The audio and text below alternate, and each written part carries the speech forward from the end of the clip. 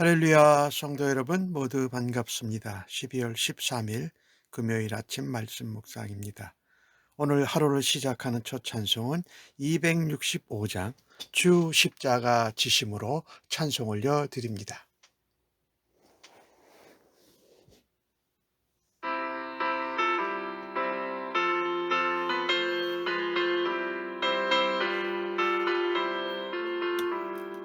주 십자가를 지심으로 죄인을 구속하셨으니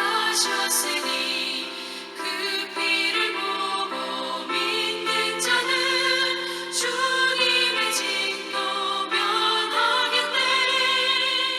내가 그 피를 유월절 그 양의 피를 볼 때에 내가 널 넘어서 가리라.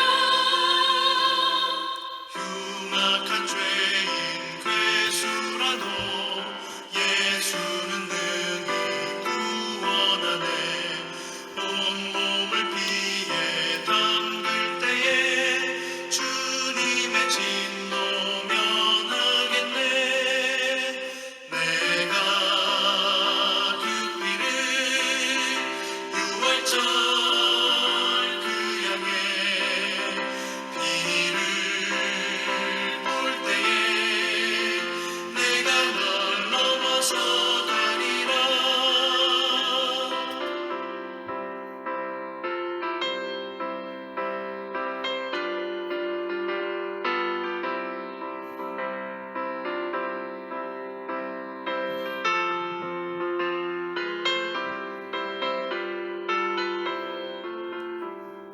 심판할 때에 모든 백성 행하는 대로 보응받네. 주님의 피로 죄 씻으면 주님의 진노 면하겠네. 내가 그 피를 유월절 그 양의 피를 볼 때에 내가 널 넘어서 가리라. 구주의 사랑 크신 은혜 보혈의 능력 의지하세. 심판의 불이 내릴 때에 주님의 진노 면하겠네. 내가 그 피를 유월절 그 양의 피를 볼 때에 내가 널 넘어서 가리라.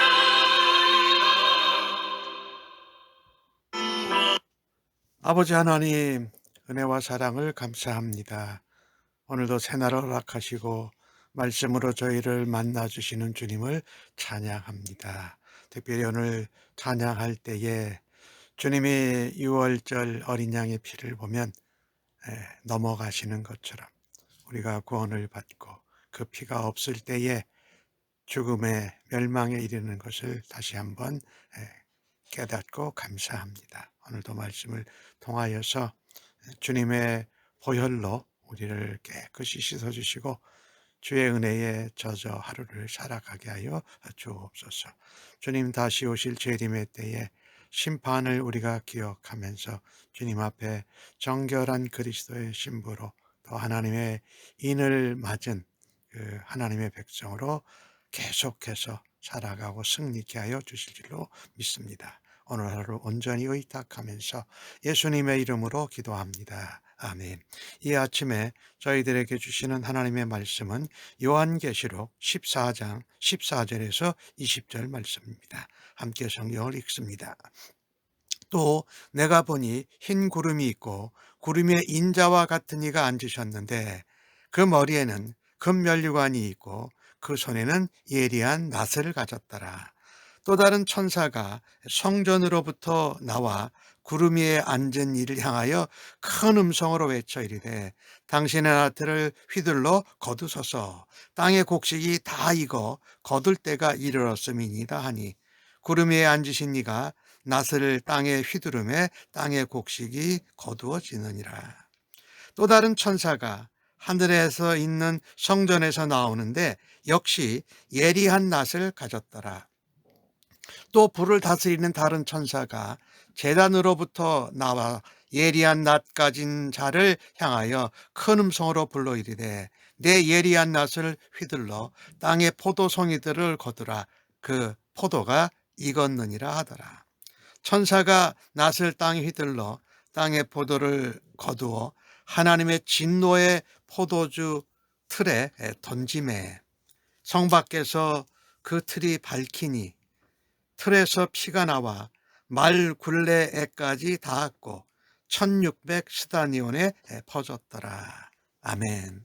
오늘 주신 말씀은 14절 전반부와 같이 14만 4천의 하나님의 백성들의 노래, 그거하고는 굉장히 대조적으로 세 천사가 심판을 경고하는 그런 모습과 같습니다. 그래서 14절에서 16절까지는 하나님 예수님께서 인자와 같은 예수님께서 알곡을 추수하는 장면이고 17절서부터 20절까지는 이제 하나님을 믿지 않고 예수님의 피로 씻김을 받지 않은 자들이 심판, 진노의 포도주들에 담겨지는 이런 모습을 보여주고 있습니다.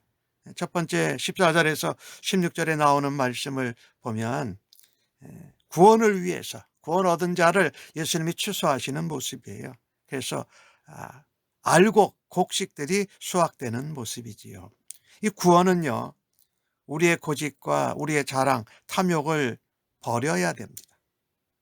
내가 주인이 아니라 예수님을 주임으로 영접하고 모신 사람에게 구원이 임하는 것이지요. 주인 대신 예수님의 말씀을 날마다 순종하고 따르며 예수님을 닮아가서 알곡으로 자라가는 것입니다. 오늘 금면류관을 쓰시고 손에 낫을, 예리한 낫을 가지신 예수님 인자시지요. 그분이 땅의 곡식이 다 이룰 때가 익어서 거둘 때가 되었다는 천사의 말을 듣습니다. 네 번째 나오는 천사죠. 14장에서 성전으로부터 나와서 큰 음성으로 당신의 날을 휘둘러 거두어서 땅의 곡식이 다 익어 거둘 때가 이르렀습니다 할 때에 구름에 앉으신 인자께서 낫을 땅에 휘둘러 곡식이 거두어졌다라는 것입니다. 예수님의 십자가의 보혈로 죄를 용서받고 예수님을 주인으로 삼고 살아온 알곡 같은 성도는 영원한 구원의 기쁨을 얻습니다. 비록 연약하고 부족해도 하나님의 은혜를 사모하고 사랑을 감사하면서 믿음으로 순종한 것입니다. 그런 사람들은 하나님께 신령한 은사와 능력을 공급받고 사명을 완수하고 상급과 칭찬을 받습니다. 물론 구원받는 것은 말할 것도 없고요. 이것을 보면서 나의 자신이 주인 되는 것, 그것이 사라지고 내 자신이 주인이 아니고 예수님이 주인이 되는 지체로 살아야 할 것입니다. 그때 우리는 무거운 짐을 벗고 쉼을 얻고 평안과 안식을 누릴 수 있습니다.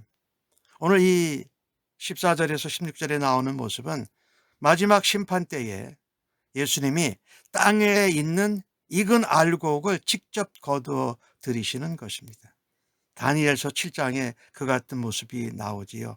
인자 같은 이가 머리에 금면류관을 쓰고 예리한 낫을 가지고 구름 위에 앉아 있는 모습을 오늘 요한 사도가 본 것입니다. 이것은 예수님이 스스로를 표현하실 때 즐겨 쓰신 편입니다. 면류관을 쓰시고 또 낫을 가지신다. 이 금면류관은 알곡 추수의 주인이 바로 예수님인 것을 보여주는 것입니다. 인자가 땅에 예리한 낫을 휘둘러서 알곡 곡식을 거둬들이는 것입니다. 이 장면은 예수님께서 알곡인 성도들을 모으시는 모습입니다. 예수님께서 마태복음 3장에 13장에도 그렇게 비유하셨지요. 가라 추수 때에 가라지는 불사르고 쭉정이죠. 곡식 알곡을 모아 곡간에 드린다는 말씀처럼 말입니다. 성도는요, 복음에 합당한 생활로 구원 얻은 자로 잘 익은 곡식으로 자라서 기쁨으로 마지막 추수 때를 기다려야 합니다. 그러니 성도들은요, 심판이 온다고 해서 두려워할 것이 사실은 없어요. 우리가 잘못하고 실수한 것든 주님께 회개하면 언제든지 우리는 알곡으로 주님이 추수하실 때에 합당한 모습이 될 것이기 때문입니다. 그런가 하면 오늘 17절에서 20절에 나오는 내용에는 아까 말한 알곡의 추수가 아닌 쭉정이 가라지의 추수인 것입니다. 그래서 이것은 진노의 포도주 즙틀에 던져지는 포도입니다. 정말 이것이 심판을 위한 천사들의 추수를 말씀하고 있지요. 예수 그리스도를 믿지 않고 말씀과 성령으로 거듭나지 못한 사람들은 자기중심적입니다. 그리고 습관적인 종교생활이나 우상숭배에서 벗어나지 못합니다. 그러니 마지막 심판날에 구원에 이를 수 없습니다. 특별히 여기 나오는 포도는 정욕과 야망으로 가득 찬 악한 열매입니다. 그래서 하나님의 진노의 큰 포도주 틀에 던져지는 운명에 처하게 된다는 것입니다. 그 심판이 얼마나 참혹한지, 그 틀에서 나온 피가 큰 강이 돼서 땅 전체에 흘러 넘칩니다. 그리고 말 굴레의 높이까지 닿을 정도입니다. 이 하나님이 내리시는 이 진노의 심판을 받지 않으려면 옷을 찢는 것이 아니라 마음을 찢고 회개해야 합니다. 철저하게 우리 자신의 죄된 모습을 회개하고 죄와 단호하게 결별해야 합니다. 우리가 생긴 대로 본성대로 살면 우리는 불에 던져지는 쭉쟁이 가라지밖에 될 수가 없습니다. 하지만 성령 안에서 예수님과 동행하면서 말씀에 순종할 때에 아까 앞에서 보신 것처럼 영원히 하나님의 창고에 드리는 알곡처럼 아름답게 결과를 맺게 될 것입니다. 그렇습니다. 예수 그리스도 안에서 말씀과 성령으로 거듭나지 못한 영혼들은 마지막 날에 하나님의 진노와 심판을 받게 됩니다. 오늘 그들이 아까 앞에서도 말씀을 드렸잖아요. 포도가 좋은 의미로 많이 묘사되는데 여기는 악한 포도예요. 악한 열매의 포도입니다. 오늘 두 천사가 등장하지요. 불을 다스리는 천사가 성전에서 나오는 예리한 낫을 가진 천사에게 땅의 포도가 익었으니 거두라고 말합니다. 여기 오늘 본문에 천사가 3명 나오고 14장 전반부에도 3명의 천사가 나오죠. 천사는요, 낫을 휘둘러서 포도를 거둬 하나님의 진노의 큰 포도주 틀에 던집니다. 그리고 거기서 밟힙니다. 성밖이니까 물리적으로는 예루살렘 성밖이고 아마 앞에서 말한 14장 전반부에서 말한 큰 성 바벨론이 무너진 그 모습을 말하는 것이지요. 그게 만약에 말하자면 강이 될 정도예요. 1600 스타디온의 표현은 4의 제곱에다가 10의 제곱이에요. 4는 사방으로 또 공간적으로 제곱을 해서 그 다음에 10의 제곱은 꽉 찼다, 영원하다 이런 표현이 해서 온 천하에 영원히 하나님의 진노와 심판이 임한다라는 것입니다.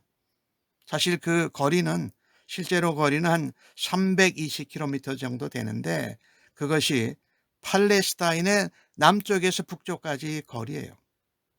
그러니 그 비유적으로 온 세상에 하나님의 진노의 피가 강처럼 흘러넘칠 것을 말합니다.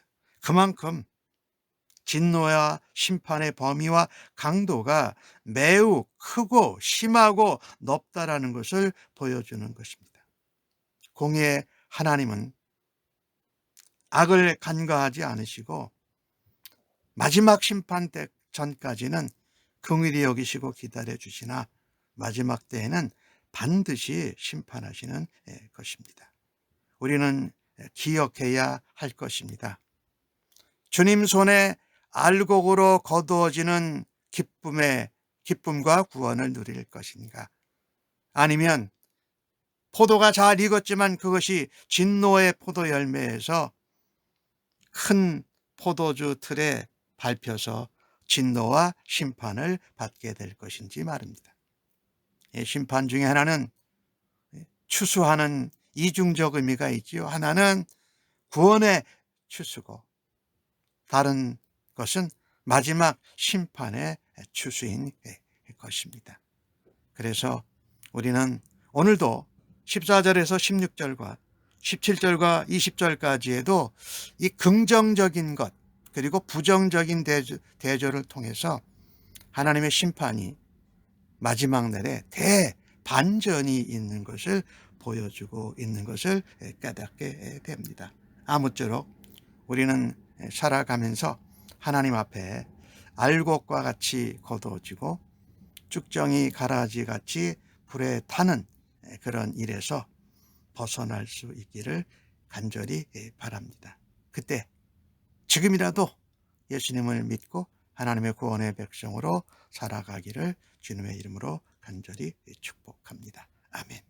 하나님, 쭉정이는 그럴듯하지만 속은 비었습니다. 마치 그것처럼 속은 비어 있고 겉으로만 믿음 생활을 하는 것이 아니었는지 저희들 자신을 다시 돌아다 봅니다. 말씀과 성령으로 날마다 새롭게 익어가는 참된 알곡과 같은 성도가 되게 하여 주옵소서. 주님과 날마다 동행하며 주님의 성품을 닮아가며 주님의 모습으로 변화되어져 가는 오늘 하루가 되도록 주여 인도하여 주시옵소서. 마지막 날 예리한 낫을 휘두르실 주님의 심판 앞에 저희들의 삶과 모습이 알곡으로 거두어지기를 간절히 원합니다. 진노의 포도주 틀에 던져지기 전에 여전히 우리가 고백하고 주님 앞에 내어놓지 않는 죄악을 회개하고 순결한 모습으로 주님 앞에 서기를 원합니다. 저와 가족 또 교회의 지체들의 성도들의 형제 자매들의 믿음을 주님 본문을 통하여서 새롭게 하여 주시옵소서. 감사하옵고 예수님의 이름으로 기도하옵나이다. 아멘.